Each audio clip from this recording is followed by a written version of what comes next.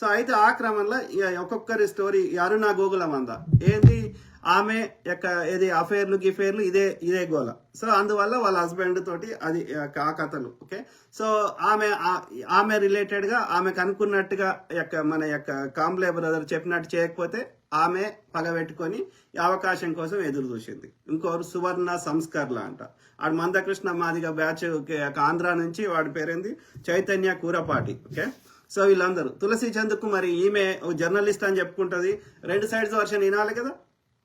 So ఆ క్రమంలో ఇది ఈ స్టోరీ మొత్తం పోదాం. సో ఇది వాళ్ళ స్టోరీ ఏమైంది ఏంది.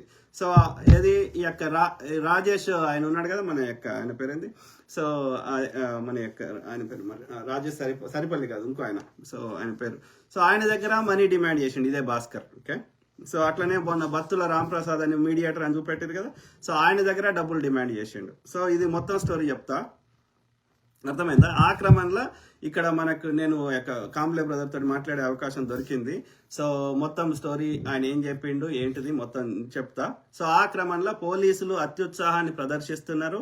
సో ఏది యొక్క ఎస్పీ కానీ డీజీపీ కానీ సో వాళ్ళ యొక్క కుటుంబ సభ్యులను కూడా ఆ ఎస్పీని బాగా ఇబ్బంది పెడుతున్నారు, పైనుంచి మాకు ప్రెజర్స్ వస్తున్నాయి అని చెప్పి వాళ్ళ కుటుంబ సభ్యులని అందరినీ కూడా A1 A2 అని, ఆయన తరఫున న్యాయవాదిని కూడా A2 A3 అని వాళ్ళ భార్యని కూడా. ఓకే, అంటే పోలీసులు అత్యుత్సాహాన్ని ప్రదర్శిస్తున్నారు. ఎందుకంటే పైనుంచి ప్రెజర్ ఉంది. ఎవడు చేపిస్తుండు, ఎందుకు చేపిస్తుండు, బీజేపీ వాడు చేయిస్తుండా లేకపోతే ఇంకోటి చేయిస్తుండా.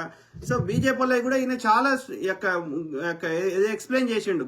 సో వాళ్ళు కూడా పగబెట్టుకొని ఉంటుంటారు. ఓకే, బీజేపీ యొక్క తప్పిదాలను ఆ యొక్క ముఖ్యంగా మాలేగావ్ కేసులో ఇది చాలా ఈ రెండు ఎక్స్పోజ్, ఈయన పెద్ద ఆయన ఎక్స్పోజ్ చేసిండు, అట్లనే మన కాంబ్లే బ్రదర్ కూడా ఎక్స్పోజ్ చేసిండు.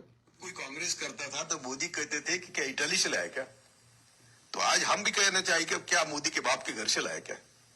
एक ही बार उन्होंने बम स्फोट किए, वो उस समय सभी आरएसएस के पदाधिकारी बम स्फोट में కరెక్ట్ ఎన్నికల ముందు ఎందుకు జరుగుతాయి, ఎందుకు విచారణ జరిగింది, పార్లమెంట్ మీద దాడి జరిగితే ఇప్పటి వరకు ఎందుకు విచారణ జరగలేదు, దోషులకు ఎందుకు శిక్షలు వల్లే, పుల్వామాకి ఎందుకు జరగలే, మొన్న యొక్క పహల్గామ్కి ఎందుకు జరగలే, అర్థమైందా. సో ఈ పెద్ద ఆయన చెప్తున్నాడు, అట్లనే కాంబ్లే బ్రదర్ కూడా గట్టిగా మాట్లాడిండు. ఓకే, आईएसआई से पैसे लेता है, पाकिस्तान से पैसे लेता है. 24 करोड़ लिए कि प्रज्ञा ठाकुर, और कर्नल पुरोहित का डायलॉग है कि प्रज्ञा ठाकुर आदमी देगी और कर्नल पुरोहित आरडीएक्स देगा और हम सब मुस्लिम बस्ती में बम स्फोट करेंगे. इनको ना देश का भला करना है. मैं तो कहता हूं कि सही मायने में ये लोग देशद्रोही है. जो भी देश में दंगे होते हैं, बम स्फोट होते हैं, 18 बम स्फोट करवाए, फायदा किसको. మనకి కోర్టు డాక్యుమెంట్ తో సహా ఉంది, అయినా సరే ఆ కోర్టులో జడ్జి వాడు ఉంటాడు, బాపునోడు ఉంటాడు. సో వాడిని జడ్జి వాళ్ళకి అనుకూలంగా తీర్పు జడ్జిలను కూడా చంపిన కేసులు ఉన్నాయి, అర్థమైందా. సో అంత బ్రాహ్మణిజము మనువాదము ఇది నడుస్తున్నది. ఓకే, సో ఒక వ్యవస్థలు ఒకటి ఏది లేదు. 1% ఉన్నోడికి ఎవడు కొట్లాడక ముందే ఈడబ్ల్యూఎస్ 10% వస్తాయి. పొద్దుగా లేచి కొట్లాడుతున్నా మాకు రావు బీసీలకి. సో ఇట్స్ అబ్జల్యూట్లీ సిస్టమ్ ఇది కరెక్ట్. ఎన్నికల ముందు ఎందుకు జరుగుతాయి మరి, జరిగినాక విచారణ ఎందుకు జరిగాయి, కాంగ్రెస్ కాలంలో జరిగినాయి కదా విచారణలు, రైట్. ముంబై దాంట్లోది ఎవ్రీ మినిట్ టు మినిట్ పెట్టిండ్రు కదా, కసం ఉరిదీసారు కదా, అఫ్జల్ గురిని ఉరిదీసారు కదా, రైట్. భక్తుల్ని లోపల వారేసారు కదా. అన్ని బీజేపీ కాలంలో అవుతాయి. కాంగ్రెస్ టైంలో అరెస్ట్ చేసి 3 తీవ్రవాదులని లోపల పెడితే వాజ్పేయి కాలంలో కాందహార్లో వదిలేసి వచ్చారు ఆఫ్ఘనిస్తాన్లో. ఆలోచించండి. हम तो मुस्लिमों को लिया. यदि हम तो सब कमीशन की बात करते हैं कि जहां भी दंगे हुए, जब भी दंगे हुए, सब इन्होंने करवाए. बाबरी मस्जिद गिराई, फायदा किसको हुआ. సో మీరు కనుక్కోండి, బీజేపీ ఆర్ఎస్ఎస్ లో ఎన్ని విభాగాలు ఉన్నాయి. సో ఒక 20-30 విభాగాలు ఉన్నాయి. ముస్లిం విభాగం ఉంది, క్రిస్టియన్ మైనారిటీ విభాగం ఉంది, ఇది అందులో బజరంగ్ దళ్, విహెచ్పి, ఇవన్నీ ఏం చేస్తాయి, వాళ్ళ పని అది బాంబులు ఇది చేయడమే. నా దగ్గర డాక్యుమెంట్ తో సహా ఉంది, గతంలో మొత్తం రీడ్ చేసి చెప్పిన కోర్టు డాక్యుమెంట్ విత్ ఎవిడెన్సెస్. అర్థమైందా? ఎక్కడ ఎక్కడ బాంబుల ట్రైనింగ్ ఇచ్చిర్రు, ఎక్కడి నుంచి ఎక్కడ చేసిర్రు, ఎవ్రీథింగ్ ఉంది. అయినా సరే కోర్టు తీర్పు ఆ ప్రజ్ఞా ఠాకూర్కి ఆమె బాంబు పెట్టిన ఆ మోటార్ సైకిల్ది కూడా ప్రజ్ఞా ఠాకూర్ పేరు మీద ఉంది అది. అయినా సరే కోర్టు తోటి అట్లా తప్పుడు తీర్పు ఇప్పించారు. మరి 20 ఏళ్ళు చేసినాక 20 ఏళ్ళ తర్వాత కార్యాలయంలో బాంబులు తయారు చేస్తున్నప్పుడు అవి పేలి ఆర్ఎస్ఎస్ మరియు బజరంగ దళకు చెందినటువంటి కొంతమంది తీవ్రవాదులు బాంబులు తయారు చేస్తూ ఉండగా అవి పేలి ఇద్దరు చనిపోయారు, 9 గాయాలు. ఆర్ఎస్ఎస్ కార్యాలయంలో 2006లో. నేను ఈ కేసు విషయంలో ఆ పోలీస్ ఆఫీసర్ ఎవరైతే ఆయన బుక్ కూడా రాశారు ఆ హేమంత్ కర్కరే మీద, అట్లనే ఆ మాలేగావ్ కేసు మీద. ఓకే, ఆ పోలీస్ ఆఫీసర్ తోటి కూడా మాట్లాడినా, ముస్లిం సార్ తోటి. సో వీళ్ళందరూ కొట్లాడుతుంటే ఇక పగ పెట్టుకొని ఏం చేయాలో అర్థం కాక వేస్తున్నా కొడుకులు కావాలని టార్గెట్ చేస్తున్నారు.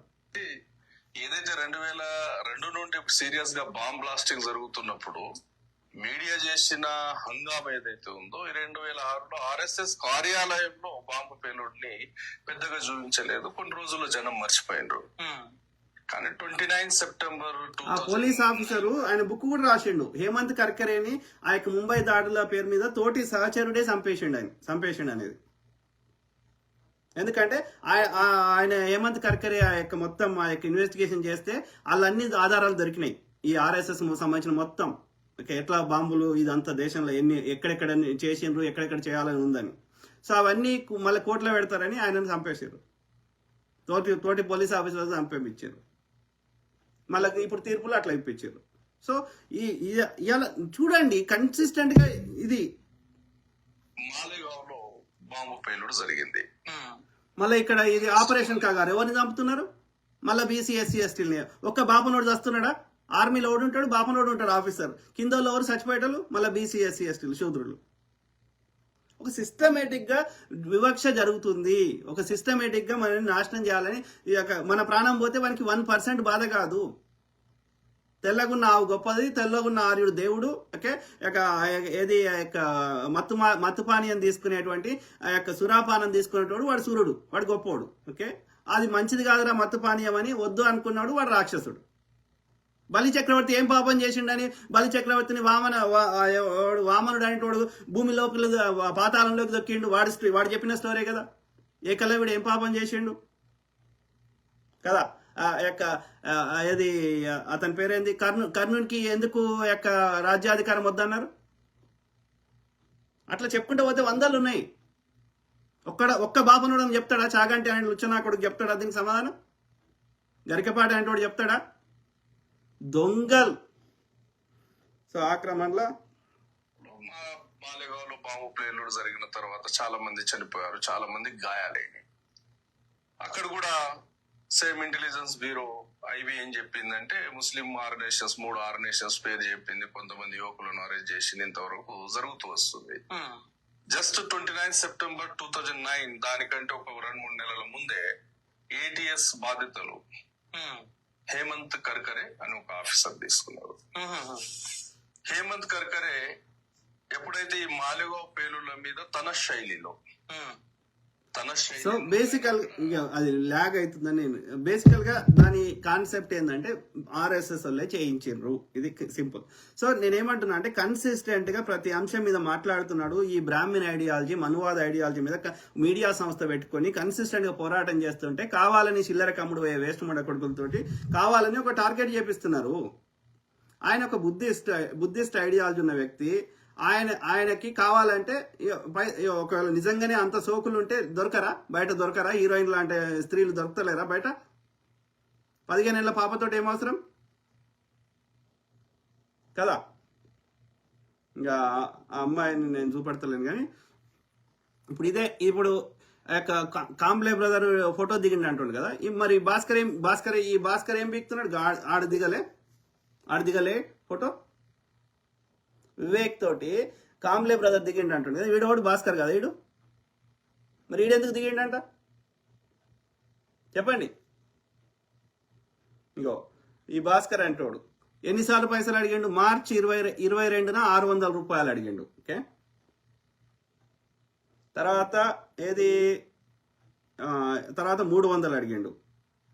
తర్వాత ఏది సెప్టెంబర్, లాస్ట్ ఇయర్ సెప్టెంబర్లో 10,000 రూపాయలు, ఇది కాంబ్లే బ్రదర్ దగ్గర. ఓకే, మార్చ్లో 600. తర్వాత ఇక చూడు హైదరాబాద్ భాస్కర్, ఏది దాదా హెల్ప్ చేయవా దాదా ప్లీజ్. ఓకే, సో దాదా హెల్ప్ చేయవా అని అడిగిండు. ఎప్పుడు ఇది అడిగిండు? జూలైలో అడిగిండు. మీరు ఎఫ్ఐఆర్ కాపీ ఎప్పుడు? ఎఫ్ఐఆర్ తీద్దాం. ఎఫ్ఐఆర్ ఇది ఒక్క నిమిషం. అంటే ఎట్లా అబ్యూజ్ చేస్తున్నారు చట్టాలని.